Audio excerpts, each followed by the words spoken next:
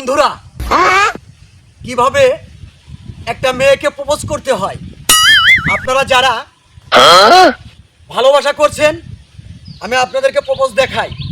মনে করেন যে এইটাই একটা মেয়ে, যেহেতু এখন তো আর আমার কাছে মেয়ে নাই, মেয়েটা মনে করেন বসে আছে, তখন আপনি কি করবেন, ঠ্যাংটা এভাবে মেয়ের পার ভারে উঠাই দেবেন, দিয়ে আপনি এরকম থাকবেন। এরকম থাকার পরে আপনি মেয়ের ডায়লগ বলবেন। আপনি সুমা ব্যবহার করতে পারেন, আপনি লিবা ব্যবহার করতে পারেন, আপনি জান ব্যবহার করতে পারেন। আপনার প্রেমিকার যে নাম হবে সেই নাম দিয়ে আপনি প্রপোজ করবেন। তাহলে প্রপোজটা কীভাবে হবে? হ্যালো মাই ডার্লিং সুমা, তোমার জন্য আমার বুকে ফাটে বুমা, তুমি আমার কৈতর আর আমি কৈতরের জান, তোমার সাথে প্রেম কইরা ভুইলা গেছি বাপের নাম।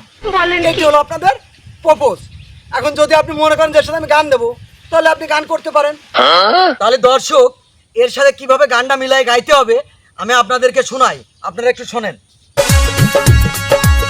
ও সুমা তোমার সনে, সুমা তোমার সনে, ওরে পিরিতি করি আরে সুমা, ওরে ভুই লাগেছে বাপের নাম, আজ পার্কে করিব আরাম,